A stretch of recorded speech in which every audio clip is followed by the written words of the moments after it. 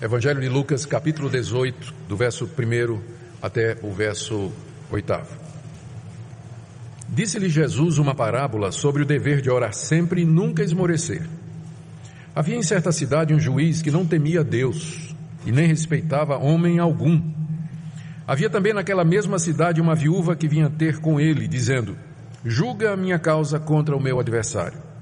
Ele por algum tempo não a quis atender, mas depois disse consigo: bem que eu não temo a Deus, nem respeito a homem algum. Todavia, como essa viúva me importuna, julgarei a sua causa, para não suceder que, por fim, venha molestar-me. Então disse o Senhor: considerai no que diz esse juiz iníquo. Não fará Deus justiça aos seus escolhidos, que a Ele clamam dia e noite, embora pareça demorado em defendê-los? Digo-vos que depressa lhes fará justiça. Contudo, quando vier o Filho do Homem, achará porventura fé na terra?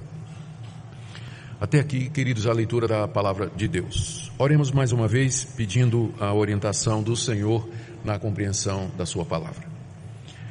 Ó Deus, te damos graças por esse dia tão abençoado na vida da nossa igreja. Te damos graças por esse momento em que juntos podemos te cultuar publicamente. Te agradecemos pelos louvores já entoados, a leitura da Tua palavra, as orações, e agora que nos quedamos diante da Tua revelação escrita, suplicamos que Teu Espírito ilumine o nosso entendimento, para que possamos não somente compreender o que está escrito, mas aplicar à nossa vida e ao nosso coração. Ó Deus, abençoa essa igreja, dá-nos espírito de oração e súplica. Dê, Senhor, que perseveremos na oração. Ajuda aqueles que ainda precisam crescer como guerreiros de oração, aprender a lutar contigo, aprender a te procurar. Ajuda-nos, ó Deus, nesse aprendizado, para que possamos te servir através da oração cada vez melhor. É o que nós te pedimos em nome de Jesus. Amém. Queridos, essa passagem que nós lemos faz parte do ensino de Jesus a respeito da sua vinda. Esse ensino ele começa no verso 20 do capítulo anterior, quando os fariseus chegaram a Jesus e perguntaram: quando é que o reino de Deus virá? Isso porque o Senhor Jesus ensinava constantemente a respeito do reino de Deus. Então os fariseus perguntaram: esse reino que tanto o Senhor fala, ele vem quando? E Jesus respondeu aos fariseus no verso 20 da seguinte maneira: não vem o reino de Deus em visível aparência, nem dirão ei-lo aqui ou lá está, porque o reino de Deus está dentro de vós. A primeira resposta de Jesus foi que o reino de Deus era uma realidade presente. Quando ele diz o reino de Deus está entre vós, ele não estava dizendo que o reino de Deus está dentro de vocês, mas o reino de Deus está aí no meio de vocês, porque ele estava falando aos fariseus. E os fariseus, com certeza, como o Novo Testamento nos ensina, pelo menos a maioria deles, não queria de fato o reino de Deus, ou não tinha o reino de Deus neles. Então, quando Jesus diz, o reino de Deus está entre vocês, ele quis dizer, o reino de Deus já está aqui, no meio. Vocês é que não estão vendo. O reino de Deus está aqui porque o rei, que sou eu, já cheguei, já inaugurei o reino. Mas o ensino de Jesus a respeito do reino de Deus não era somente de que o reino já havia sido inaugurado e que já estava presente com a sua chegada aqui nesse mundo. Jesus reservou para os seus discípulos, note a partir do verso 22 do capítulo 17, reservou para os seus discípulos o ensinamento de que esse reino, que já foi inaugurado quando ele veio, quando ele esteve aqui, ele ainda virá. Já está presente, mas ainda não completamente. O reino ainda virá em glória, virá em poder.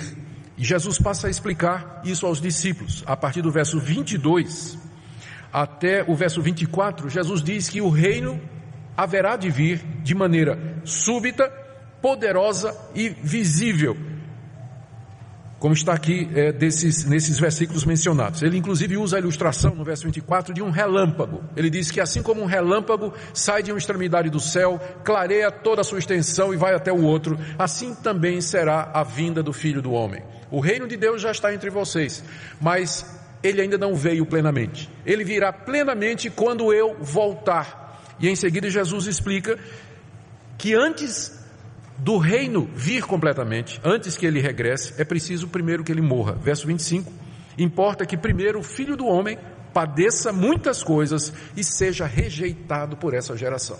Jesus está ensinando aos discípulos que ele primeiro tem que ser rejeitado pelos judeus, ele vai morrer crucificado, mas ele vai ressuscitar dos mortos, vai subir aos céus e depois de um tempo ele haverá de vir. E quando ele vier, ele virá como relâmpago, em vez daquela presença silenciosa e invisível que ele disse aos fariseus. O reino de Deus já está aqui entre vocês, vocês é que não estão vendo, mas ele virá de forma visível e então todo olho verá.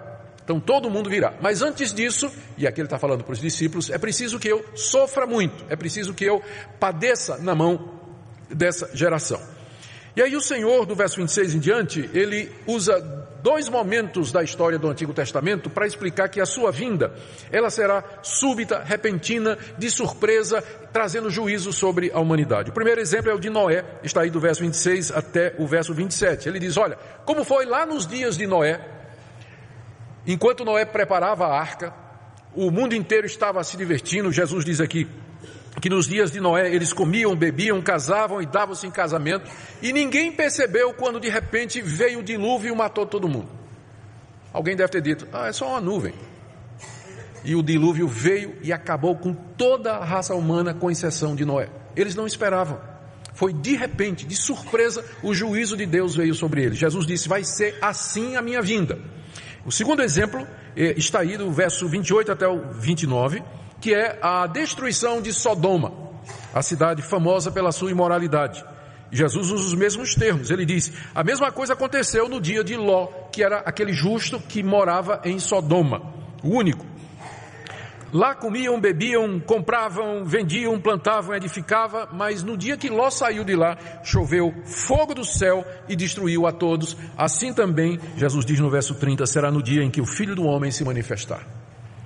Ou seja, o reino de Deus está entre nós, porque Jesus já veio, o Evangelho já está entre nós, o domínio de Deus caminha entre a humanidade, mas invisível. De repente, quando menos esperamos, quando o mundo menos suspeita, enquanto eles estão comendo, bebendo, casando, dando em casamento, comprando, vendendo, plantando, colhendo, sem se preocupar com Deus, sem querer saber das coisas de Deus, assim como aconteceu nos dias de Noé, assim como aconteceu nos dias de Ló, se verá no céu o sinal do Filho do Homem. E ele virá em glória e todo olho o verá. E Jesus diz que quando ele vier, então haverá finalmente aquela separação entre os que são seus e os que não são, e que não é visível agora. Ele diz no verso 31 até o verso 37 isso, que quando ele vier e o seu povo perceber que ele está vindo, sinal da sua vinda está aí, então você para o que você está fazendo e você vai ao encontro do Senhor. Não volta para pegar suas coisas em casa, diz Jesus, porque chegou o fim. E quem quiser preservar a sua vida vai perdê-la, mas quem a perder de fato vai ganhá-la. E aqui aquelas palavras famosas do verso 34 em diante, naquela noite 2 vão estar numa cama, um será tomado e deixado o outro. 2 mulheres estarão juntas moendo, uma será tomada e deixada a outra. 2 estarão no campo, um será tomado e o outro deixado. A grande separação, a grande divisão finalmente acontecerá. O joio separado do trigo, os que são de Deus separados daqueles que não são. Isso tudo acontecerá na vinda do Senhor Jesus, e naquele dia o Senhor Jesus haverá de fazer justiça. Ele haverá de estabelecer o seu reino finalmente. Mas às vezes parece que isso demora. Já fazem 2000 anos que ele disse essas palavras.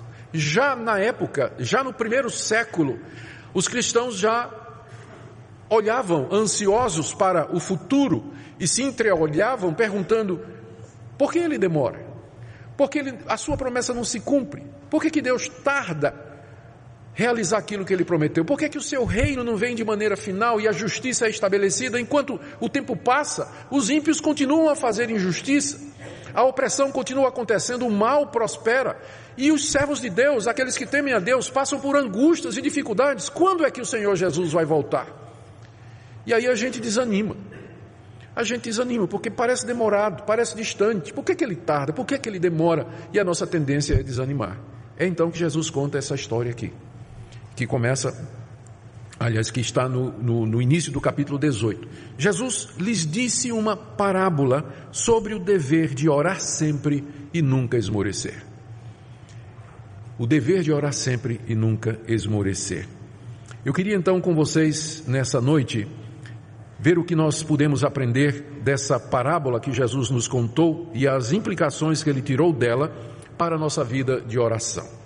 O que é que os discípulos deveriam fazer diante da perspectiva da vinda de Jesus, especialmente quando essa vinda parece demorada, quando Deus parece não estar ouvindo as orações ou quando Ele parece distante de nós. Primeiro, Jesus nos ensina que Deus nos deu o dever de orar sempre e nunca esmorecer, mesmo que Deus pareça demorado em nos atender. O nosso dever é orar sempre, sem nunca desanimar.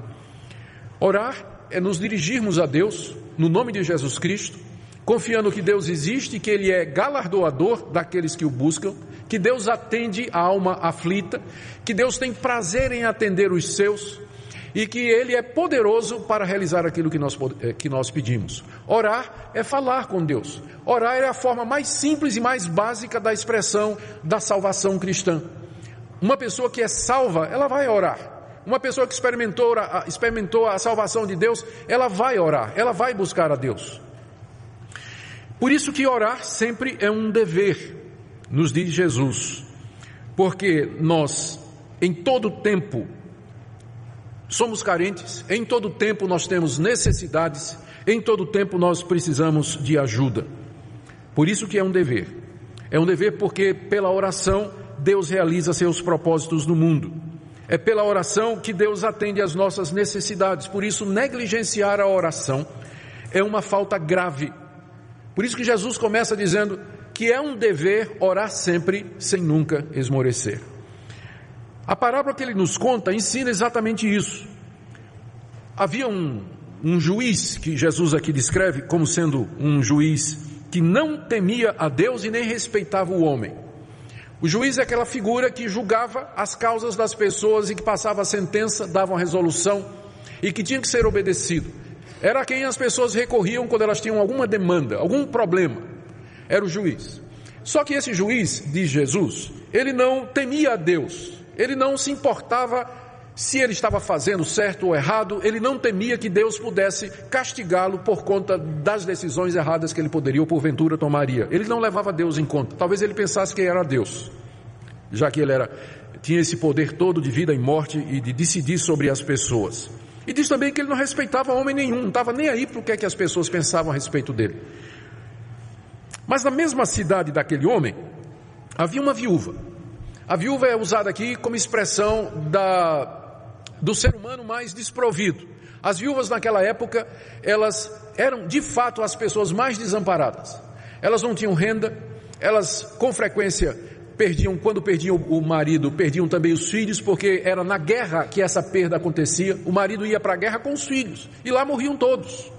Ficava completamente desamparada. Era a expressão mais clara da necessidade da raça humana. Jesus escolhe exatamente uma viúva que ele vai usar aqui como ilustração. E essa viúva estava sendo perseguida por alguém, tinha um adversário, e que estava dificultando a vida dessa mulher, que por si só já devia ser uma vida difícil. E essa mulher não tinha a quem apelar. Finalmente ela vai para o juiz. E chega no juiz, verso 3, e diz: julga a minha causa contra o meu adversário. A expressão que Jesus usa aqui, uma viúva que vinha ter com ele, quer dizer literalmente que continuava a vir ter com ele, expressando a ação constante daquela mulher. Ela não vinha só uma vez não, ela vinha todo dia. Todo dia aquela mulher ia lá na porta do juiz e dizia: julga a minha causa. A minha causa é nobre, é correta. Eu estou sendo oprimida por essa pessoa. Eu não tenho a quem recorrer, não tenho como me defender. Então julgue a minha causa. Todo dia a mulher fazia isso. E o homem não queria atender. O juiz simplesmente ignorava. Como diz o verso 4, por algum tempo ele não quis atender. Mas depois esse homem começou a pensar e disse o seguinte: eu não temo a Deus e nem respeito homem nenhum. Quer dizer, eu não dou bola para ninguém. Mas como essa viúva me importuna, julgarei a causa dela, para não suceder que por fim venha a molestar-me. Por enquanto é só importunação. Daqui a pouco eu vou ficar muito chateado, eu vou ficar molestado por essa importunação. Então, antes que essa mulher se torne um espinho na carne para mim, eu vou resolver o caso dela, porque eu não aguento mais essa mulher todo dia na minha porta dizendo: julga a minha causa, julga a minha causa, julga a minha causa. Então, por motivos puramente egoístas, esse juiz iníquo, ele resolveu atender a petição da viúva, que não tinha dinheiro para suborná-lo, que não tinha dinheiro para colocar o processo dela na frente dos outros. Ele resolveu atender o pedido dela por causa da importunação dela. E Jesus, então, tira algumas considerações a respeito da oração para os seus discípulos. A primeira está no verso 6, ele diz: considerai o que diz esse juiz iníquo. Porque embora o juiz fosse iníquo, isso não quer dizer que ele não podia dizer uma coisa certa. Se ele não tivesse dito uma coisa boa, ou pelo menos expressado alguma verdade, Jesus não teria dito. Ouçam o que ele está dizendo. E o que é que o juiz disse que Jesus recomenda? O juiz disse que atenderia a viúva por causa da importunação. Ou seja, Jesus está querendo que os discípulos percebam, pela atitude do juiz, o valor da importunação na oração. Que eles percebam o valor de não esmorecer, que é o termo que ele usa no verso 1, quando ele abre a história. O ponto da comparação aqui é o seguinte: se um juiz iníquo, que não temia Deus e não respeitava homem nenhum, resolveu atender uma viúva persistente, porque ela o importunava, quanto mais o Deus justo não vai atender as orações dos seus eleitos que batem na sua porta noite e dia. Esse é o ponto da parábola. Esse é o ponto da história. Esse é o ponto da história. Então, se um juiz iníquo resolveu atender a viúva, quanto mais um Deus justo atenderá aqueles que são seus. Aqui, então, o Senhor Jesus nos orienta e nos fala sobre o valor da persistência e da importunação. Segunda coisa que ele nos ensina aqui, está nos versos 7 e no início do verso 8, é que Deus haverá sim de nos atender. Deus haverá de responder às nossas orações. Por quê? Verso 7. Não fará Deus justiça aos seus escolhidos? Deus vai responder às nossas orações, porque nós somos os seus escolhidos. Nós somos o povo que Deus, de entre a humanidade, escolheu para a sua glória, para ser a sua igreja, para ser aquele povo com o qual Deus haverá de viver com quem Deus passará a eternidade daqui para frente, depois na vinda do reino, quando acontecer aquela separação. É o povo que Deus amou e que Deus separou antes que o mundo existisse. Esse é o termo que é usado para designar a igreja, os escolhidos de Deus. Essa escolha não é feita com base em mérito, não é feita com base em presciência, é uma escolha que é feita com base no amor misterioso, perfeito e justo de Deus, que nem sempre revela os seus motivos e suas razões na Escritura. Mas Deus vai atendê-los, porque Deus já atendeu a coisa mais importante, que foi o perdão de pecados. Deus já os perdoou, já os recebeu, já os adotou, já os incluiu na sua família, já os glorificou em Cristo Jesus. Então, eles são o povo de Deus, o povo a quem Deus vai atender. Então, ao se referir ao seu povo como sendo os escolhidos, Jesus está mais ou menos dizendo por que é que ele vai atender as orações. E não somente isso, Jesus disse que esses escolhidos clamam dia e noite diante de Deus. Deus vai atendê-los porque eles oram sem cessar, porque dia e noite eles estão buscando a Deus. Dia e noite não pode ser entendido no sentido de que 24 horas por dia eles estão de joelhos clamando a Deus. Não, estão dizendo que Jesus, essa expressão noite e dia, ou dia e noite, significa simplesmente que eles oram o tempo todo, oram sem cessar, em todas as oportunidades, em todas as ocasiões. Claro, quando eles vão dormir, não é? Quando eles vão trabalhar, mas podem orar enquanto estão trabalhando, enquanto estão dirigindo, enquanto estão resolvendo outras coisas, tirar tempo específico para isso. Mas a vida desses escolhidos é marcada pela oração. Eles oram dia e noite diante de Deus. Outra coisa que Jesus diz é que eles estão buscando a justiça de Deus, porque eles estão orando pela vinda do reino. Eles estão pedindo ao Pai que cumpra a sua promessa, que o reino que já foi instalado aqui venha na sua plenitude, porque o coração do povo de Deus deseja que a verdade seja estabelecida. Eles anseiam pela vinda do Salvador, eles anseiam para que a glória de Deus seja vista e reconhecida em todo o mundo. Por isso que eles oram dia e noite dizendo: Senhor, não nos farás justiça, não virás, não estabelecerás o teu reino, não virás ao nosso encontro. Eles buscam a justiça de Deus. Outra coisa que Jesus nos ensina aqui é que Deus vai atendê-los, mas ele pode parecer demorado. Verso 7. Não fará Deus justiça aos seus escolhidos, que a ele clamam dia e noite, embora pareça demorado em defendê-los? Às vezes Deus parece demorado mesmo, como de fato a vinda de Cristo parece demorada. Já fazem 2000 anos que ele prometeu que haveria de vir em poder e glória. A demora faz com que alguns desanimem. A esperança que se adia faz adoecer o coração. Pessoas desanimam, elas perdem o ânimo, elas dizem: mas onde estão as promessas de Deus? Onde estão aquelas grandes declarações da Bíblia a respeito do reino de Deus? E elas começam a esmorecer, elas começam a desanimar, começam a se acostumar com a rotina do dia a dia. Elas não tiram mais tempo para orar, para buscar a Deus e suplicar pela vinda do Senhor Jesus Cristo e pedir que Ele finalmente manifeste a sua glória, que o seu reino venha, como Jesus nos ensinou a pedir. Jesus nos ensinou a pedir na oração do Pai Nosso. Qual é a terceira petição? Venha o teu reino. Venha o teu reino. É a segunda petição, na verdade. Venha o teu reino. Jesus nos ensinou a pedir pelo reino de Deus, pela chegada do reino de Deus. Como isso se demora, pode ser que os crentes desanimem, os escolhidos eles esmoreçam. Mas aquilo, note que Jesus diz que ele parece demorado. Da perspectiva de Deus, vai ser no tempo certinho, vai ser no tempo perfeito, mas da nossa perspectiva, parece demorado.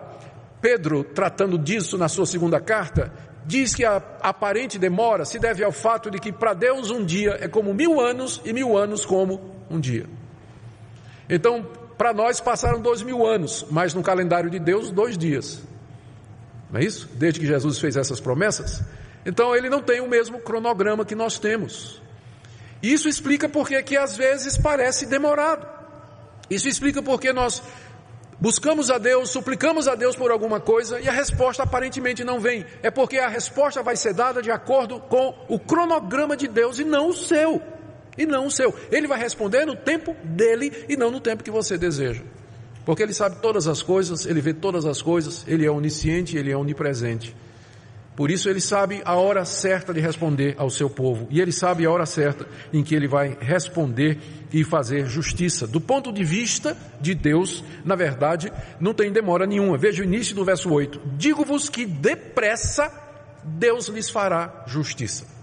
Então, da perspectiva de Deus, vai ser apressado. Mas da nossa, às vezes, parece demorado. Mas o Senhor promete que haverá de nos responder. A última palavra de Jesus sobre esse tema aqui está no final do verso 8, quando ele diz: contudo, quando vier o Filho do Homem, achará porventura fé na terra? Em outras palavras, vocês estarão perseverando quando eu voltar? Quando ele diz, será que eu vou encontrar fé na terra? Ele está pressupondo que para orar você precisa de fé, não é isso? Para orar você precisa de fé. Então, quando ele vier, haverá pessoas orando, crendo, buscando a Ele? Ou será que a sua igreja terá desistido, terá desanimado, se tornado mundana, abandonado a confiança nas promessas de Deus? É o que a Bíblia chama de apostasia. Nos últimos tempos, muitos apostatarão da fé. Não poucos abandonam a fé em Deus e a confiança em Deus exatamente por conta disso. Eles oram, eles buscam e de repente eles não têm a resposta do tempo que eles queriam e da maneira que eles queriam. Leia a biografia dos ateus mais famosos hoje. Leia a história, leia os relatos desses atores que se dizem ateus. Eu estou pensando agora, eu não sei se é o Leonardo DiCaprio, eu não sei direito quem foi, ou Brad Pitt. Um deles, ele conta, ele foi criado num lar cristão e quando adolescente, criança para adolescente, ele costumava subir no teto da casa dele, aquelas casas americanas, não é, que dá para subir no teto. Ele ficava lá no céu de noite, olhando o céu cheio de estrelas, e ele pedia a Deus que Deus desse um cavalo para ele. Que Deus desse um cavalo, que Deus desse um cavalo. Deus não deu o cavalo, ele chegou à conclusão de que Deus não existia. teve essa decepção com Deus. Deus não deu o que ele queria, então ele concluiu que Deus não existia. Eu não sei quem desses atores foi, talvez foi um terceiro aí.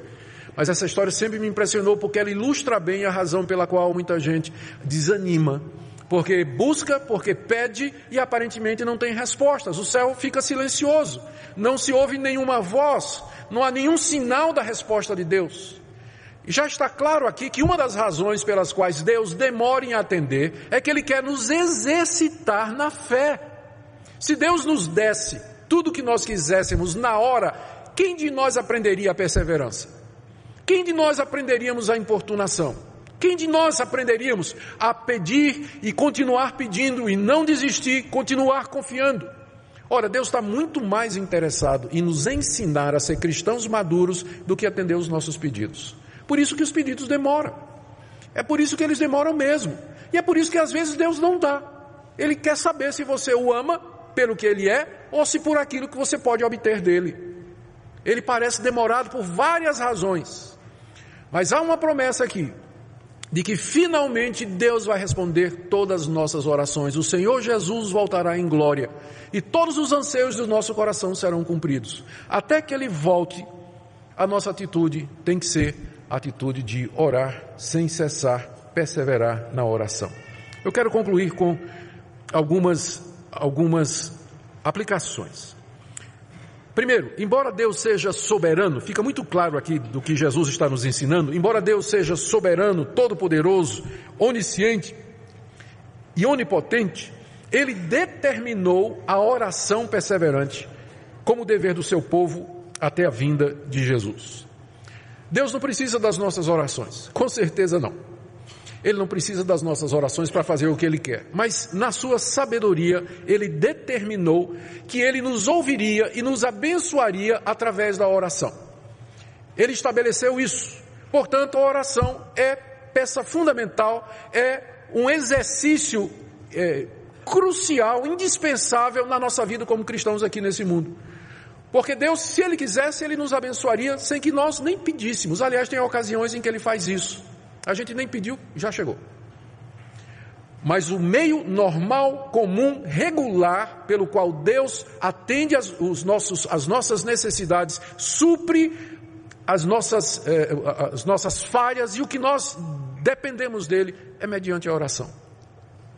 É mediante a oração. Isso é muito claro no que nós acabamos de ler aqui. Outra aplicação aqui é que essa oração, Deus quer que seja perseverante. Deus quer que nós insistamos com Ele, que nós instemos com Ele, que nós o importunemos. Eu estava lendo um comentário e, como eu não tive tempo de dar uma checada aqui, eu resolvi que não ia nem mencionar, mas acabou vindo aqui, eu vou mencionar. Parece que essa palavra importunar, ela é a tradução de uma palavra hebraica que significa deixar alguém com olho roxo. Eu achei tão pitoresco isso, né? Em que sentido uma pessoa importunada fica de olho roxo? De tanto chorar de raiva, provavelmente, né, que está sendo importunado, ou porque a pessoa que está importunando, eu pensei, deu um direto no olho da pessoa, né? Eu não sei, mas parece que de fato, essa é a figura que está por detrás da palavra hebraica, de onde veio a palavra grega que significa importunar. Eu prometo que eu vou dar uma pesquisada para ver se é verdade mesmo, porque eu achei muito interessante para ser verdade, mas faz todo sentido, não é? A perseverança, ela é ensinada claramente em toda a palavra de Deus. Mais uma aplicação aqui, ou uma explicação.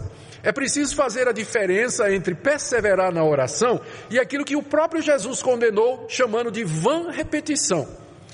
Ali em Mateus capítulo 6, o Senhor Jesus diz: quando vocês orarem, vocês não vão usar de vãs repetições como gentios que pensam que pelo muito falar eles serão ouvidos. É claro que o que Jesus estava proibindo aqui não é o que Ele está recomendando aqui. O que Ele está proibindo ali é as pessoas ficarem repetindo palavras como se a repetição em si tivesse algum poder mágico para mover a mão de Deus ou inclinar o coração dele. Como algumas pessoas costumam fazer, pega uma reza e fica repetindo aquela reza 20 vezes, 30 vezes. Imagine como Deus se sente. Imagine se seu filho quisesse uma bicicleta, ele chega para você e diz: papai, eu queria que o senhor me desse uma bicicleta. Tudo bem. Aí ele está precisando tomar café, aí ele diz: papai, eu quero uma bicicleta. Ok. Papai está precisando ir para a escola e diz, papai, eu quero uma bicicleta. Não é? Então, tem gente que pensa que porque repete aquela fórmula, né, 30 vezes, 40 vezes, Deus vai atender por causa da repetição. Fica pensando no pai que o filho vem dizendo, repetindo a reza, quando as necessidades são completamente diferentes daquilo que ele está pensando, daquilo que ele está querendo. Qual é a diferença entre a vã repetição, que é você pensar que repetir palavras tem um poder mágico, um poder de um talismã? Qual a diferença entre isso e o que Jesus está recomendando aqui? É que na importunação, você argumenta com Deus. Na importunação você diz, Deus, por que o Senhor está demorando? Por que o Senhor não atende a minha oração? Veja como eu estou aflito, como eu estou necessitado. Olhe para aquela pessoa pela qual eu estou intercedendo, as dificuldades que aquela pessoa está passando. O Senhor prometeu que atenderia às necessidades. O Senhor já me respondeu antes. Por que o Senhor não responde agora? Amanhã eu volto. E no dia seguinte lá está você de novo. Senhor, ontem eu pedi isso para o Senhor. E o Senhor não respondeu. E eu queria saber do Senhor por que o Senhor não respondeu. Será que eu estou pedindo da maneira errada? Sonda o meu coração, Senhor. Tem algum motivo errado em mim? Por que o Senhor demora em atender a minha petição? E aí vai, no dia seguinte a mesma coisa. Feito a viúva batendo na porta do juiz. É isso que é importunar a Deus. É isso que é perseverar na oração. É isso que é se agarrar com Ele e dizer como Jacó disse ao anjo no val de Jaboque, não te deixarei ir enquanto não me abençoares. Não te deixarei ir enquanto não me abençoares. Eu termino aqui com uma palavra a você que não tem recebido resposta de Deus. Talvez a demora já é a resposta. Talvez a demora já seja Deus dizendo para você que tem coisas mais importantes a serem aprendidas do que aquilo que você pensa em obter pela sua oração. Talvez você tenha insistido com Deus por uma determinada coisa e a demora de Deus tenha obrigado você a se perguntar, por que é que está demorando? Eu estou pedindo a coisa certa, estou pedindo pelos motivos errados, pelos motivos certos? Então a demora em si já é uma resposta. Que Deus quer que nós olhemos para nós mesmos, que nós examinemos as nossas orações, que nós vejamos as nossas intenções.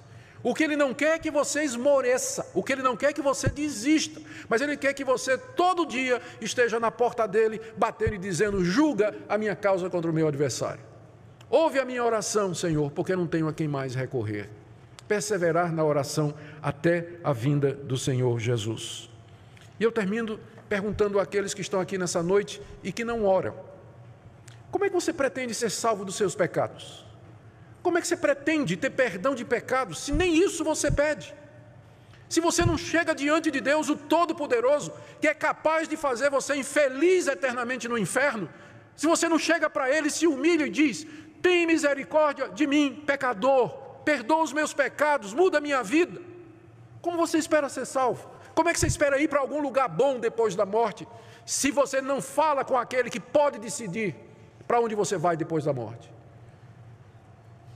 E depois de crente em Jesus, o que aconteceu que sua vida de oração, ela praticamente é inexistente? O que aconteceu que você tem dificuldade em fazer isso que essa mulher está fazendo aqui, que essa viúva está fazendo, clamando a Deus, clamando ao juiz, pedindo ao juiz, que equivale aos escolhidos, clamando dia e noite diante de Deus? Onde é que caiu? O que aconteceu? Eu queria que nessa noite você, diante de Deus, tomasse o propósito de dizer, Deus, eu desanimei um pouquinho, é verdade, eu dei uma esfriada, mas eu quero retomar a minha vida de oração. Eu vou perseverar, eu vou continuar até o dia da vinda do Senhor Jesus. Se eu estiver vivo para isso ou se eu morrer antes. Mas até o meu último momento aqui nesse mundo, ou pela morte ou pela vinda de Cristo, eu estarei diante de Ti, suplicando e dependendo de Ti, porque Tu és o meu Deus, o meu Criador, o meu Redentor, e para Ti eu quero viver. Que nessa noite você tome essa decisão de ser um homem e uma mulher de oração. Que a oração faça parte da sua vida, e você verá como a importunação, a busca constante e contínua de Deus vai mudar a sua vida, e vai abrir portas, e você será um testemunho vivo do Deus que prometeu que haveria de fazer justiça ao seu povo, ainda que pareça demorado para com eles. Amém? Oremos. Senhor, Tu não és como aquele juiz iníquo, Tu és um Pai bondoso, um Pai amoroso, que se compadece dos filhos e que, porque nos ama, nos ensina. Nos ajude, Senhor, a não compreender errado quando o Senhor nos está ensinando. Nos ajuda a ver que a tua demora ou as tuas negativas, elas são para o nosso bem. Eu quero pedir por aqueles que estão frustrados, ó Deus, desanimados, porque pediram alguma coisa, intercederam por alguém e não aconteceu. Eu quero pedir, Senhor, que o Senhor restaure a confiança dessas pessoas nas tuas promessas. Que o Senhor renove o espírito de oração e de súplicas, trazendo arrependimento e quebrantamento. Eu quero pedir, Senhor, por essa igreja, dá-nos espírito de oração e súplica. Quero orar por aqueles que estão essa noite e ainda não foram salvos, que nunca de fato oraram arrependidos, buscando perdão e salvação. Que nessa noite haja salvação aqui, Senhor. Nós pedimos, ó Deus, que em tudo Tu nos ouças e que pelas respostas às orações o Senhor seja glorificado e exaltado. É o que nós te pedimos no nome precioso de Jesus. Amém.